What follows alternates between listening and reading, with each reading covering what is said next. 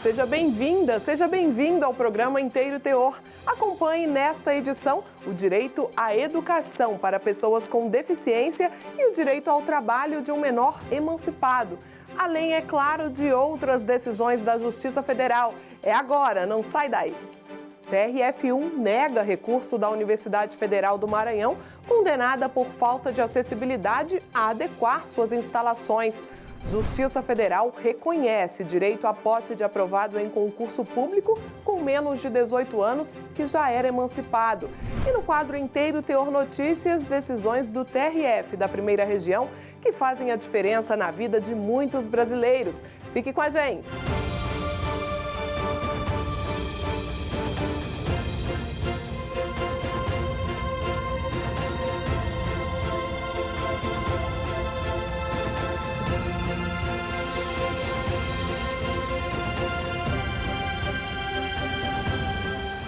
Garantir acessibilidade é permitir às pessoas com deficiência viverem de forma independente, participando plenamente de todos os aspectos da vida.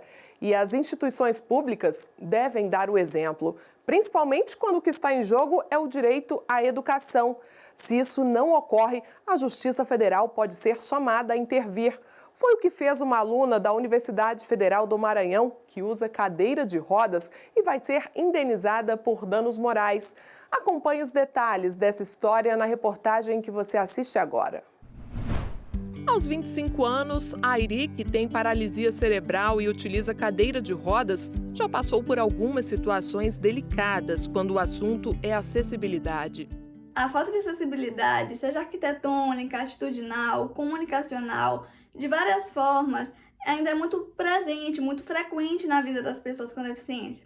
Por mais que nós venhamos avançando, tanto em leis que garantem, que asseguram nossos direitos, quanto também na prática, ainda nos deparamos muito com situações de falta de acessibilidade, falta de oportunidades, falta de representatividade. Há avanços, mas também ainda temos muito que avançar. Um dos principais problemas encontrados por Airi neste sentido foi na Universidade Federal do Maranhão.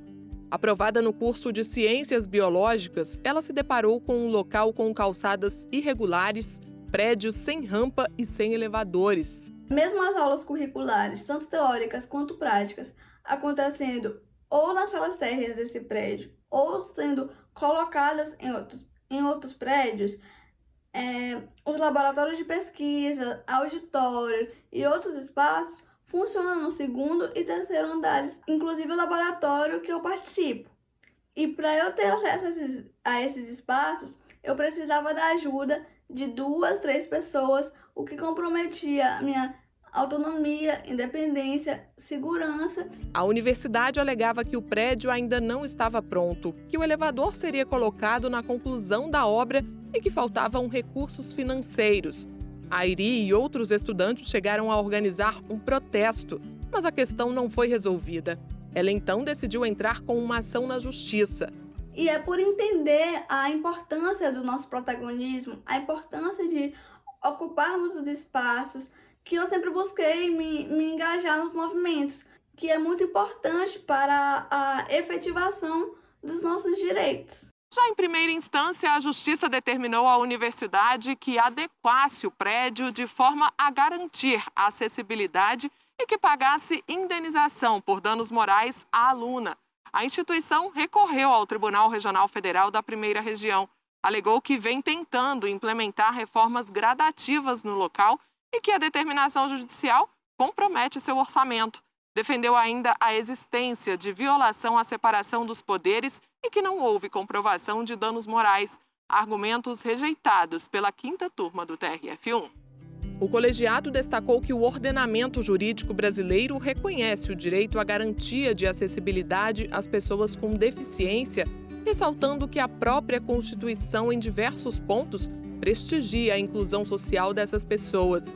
A Lei nº 13.146 de 2015 também assegura e promove, em condições de igualdade, o exercício dos direitos e das liberdades fundamentais, buscando a inclusão social e a cidadania. Os magistrados citaram ainda a Lei 10.098 de 2000, e trata do acesso inclusivo aos edifícios públicos ou de uso coletivo. Para a turma, é legítima a atuação do judiciário e a autonomia universitária não impede a intervenção diante de graves violações a direitos fundamentais por injustificável omissão administrativa. Ficou provado no processo que a autora da ação teve frustrada a expectativa gerada para a vida acadêmica diante dos problemas enfrentados e foi exposta a situações constrangedoras, como a de ser carregada por outros alunos para ter acesso ao espaço acadêmico, sendo devida, portanto, a indenização por danos morais. Considero a decisão judicial muito importante para que outras pessoas que utilizem esse não tenham que passar pelas situações constrangedoras, pelo desrespeito que eu passei durante os anos de graduação.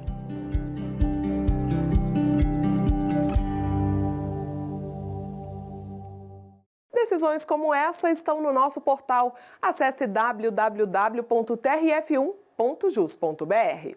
E veja a seguir, Justiça Federal reconhece direito à posse de aprovado em concurso com menos de 18 anos, que já era emancipado.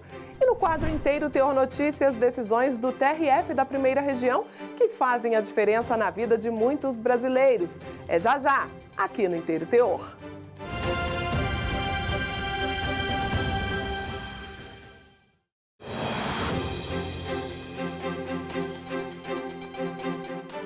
A maioridade civil é um marco importante, porque ao completarem 18 anos, as pessoas passam a ser consideradas capazes, estando habilitadas a praticar todos os atos da vida civil, sem precisar da tutela de um representante legal.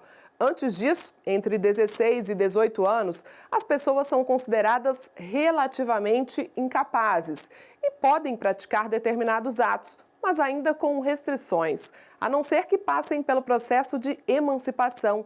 Saiba mais sobre esse instituto previsto no Código Civil na nossa próxima reportagem. O Código Civil traz no artigo 5º a previsão de que a menoridade cessa aos 18 anos completos, quando a pessoa passa a ser considerada habilitada à prática de todos os atos da vida civil. E no parágrafo único ficam definidos os casos em que é possível antecipar a aquisição da capacidade civil. O primeiro deles é por vontade dos pais. Esta advogada cita também a emancipação judicial, que é aquela promovida pelo tutor, e fala ainda das hipóteses em que a emancipação é exigida. São 4 as situações que ensejam a emancipação legal, sendo elas o casamento, a colação de grau em curso do ensino superior, o exercício de emprego na iniciativa privada ou estabelecimento civil ou comercial que renda a este menor economia suficiente para a sua sobrevivência digna e autônoma e, por fim, e isso nos interessa especialmente, também é caso de emancipação legal o exercício de emprego público efetivo. Mas a advogada lembra que certos atos, mesmo para os emancipados, seguem restritos. O menor emancipado não pode tirar carteira de motorista, pois, para tanto, além de capacidade, ele precisa ter idade mínima de 18 anos e ser penalmente imputável. Além disso, a Lei 14.592 de 2011 estabelece que os menores emancipados também continuam proibidos de consumir bebidas alcoólicas, bem como a Lei 9.975 de 2000 estabelece que menores emancipados não podem frequentar boates e motéis. O assunto ainda gera polêmica. Em Minas Gerais, uma pessoa já emancipada foi aprovada para o cargo de técnico de laboratório, análises clínicas.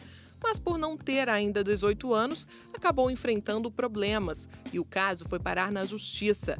A Universidade Federal do Estado alegava que a emancipação concedida pelos pais ao candidato não supria a exigência da idade mínima para nomeação e posse e que o rapaz não tinha ainda a escolaridade exigida para o cargo. Já em primeira instância, foi reconhecido ao jovem o direito à posse, mas a instituição recorreu ao Tribunal Regional Federal da Primeira Região, que reanalisou a questão. A 5ª turma do TRF1 destacou que a jurisprudência da Corte é firme no sentido de que a emancipação civil torna o candidato plenamente capaz de praticar todos os atos da vida civil, inclusive o de ser empossado e exercer o cargo público. Quanto à escolaridade, o colegiado ressaltou que não é razoável exigir a apresentação do diploma quando o candidato já está com a declaração de conclusão de curso. Portanto, a 5ª turma manteve a sentença, garantindo a posse do jovem.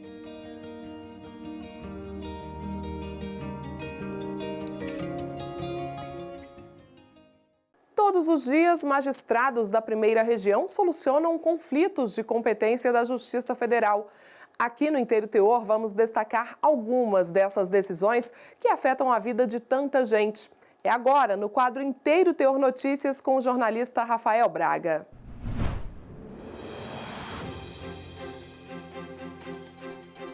Olá! A 6ª turma do Tribunal Regional Federal da Primeira Região confirmou sentença da Justiça Federal do Pará que condenou o município de Itaiutuba e o Centro Federal de Educação Tecnológica do Estado por danos morais e materiais. Os pedidos foram formulados por candidato aprovado em vestibular, cujo curso foi cancelado antes do início das aulas. De acordo com o processo, o Cefet atribuiu a responsabilidade do cancelamento do curso à omissão do município, que teria deixado de providenciar a infraestrutura. Já a Prefeitura do município paraense sustentou que, em momento algum, o município agiu de forma omissiva. Ao analisar o caso, o relator, então juiz federal convocado, hoje desembargador, Rafael Paulo Soares Pinto, destacou que a frustração do candidato aprovado causa abalo psíquico e que essa frustração, decorrente do cancelamento, se enquadra na chamada teoria da perda de uma chance, que responsabiliza o causador pela perda da possibilidade de buscar posição mais vantajosa que muito provavelmente se alcançaria. Por unanimidade, a turma autorizou a responsabilização dos réus por danos moral e material. A mesma 6ª turma julgou o pedido de um candidato ao cargo de delegado da Polícia Federal que tentava se manter no concurso após ter sido eliminado por omitir informações importantes no preenchimento do formulário de investigação de vida pregressa. O colegiado manteve a eliminação por considerar que, de acordo com o edital, omitir fatos compromete a idoneidade moral e o comportamento irrepreensível exigidos do candidato. Segundo o desembargador federal João Batista Moreira, relator do recurso, a jurisprudência do Superior Tribunal de Justiça é no sentido de que as condições estabelecidas devem ser obedecidas fielmente, tanto pelo poder público como pelos participantes, em homenagem ao princípio da vinculação ao edital. Já a 7ª turma decidiu que, quando uma pessoa jurídica requer gratuidade dos serviços da Justiça, necessita demonstrar, por meio de provas, que a empresa não tem condições de arcar com as custas do processo. A decisão se deu no julgamento do recurso da massa falida de uma mineradora que teve os direitos de mineração cedidos a outra companhia em 2007. O principal argumento apresentado ao TRF1 foi o de que a empresa que operava em Minas Gerais não teria condições de arcar com os encargos processuais da execução fiscal devido à situação de falência. Mas a desembargadora federal Gilda Guimarães Seixas, relatora, destacou que o pedido de justiça gratuita nesses casos deve vir acompanhado da comprovação de incapacidade financeira da pessoa jurídica solicitante. A decisão está de acordo com a jurisprudência do STF. Até o próximo Inteiro Teor Notícias.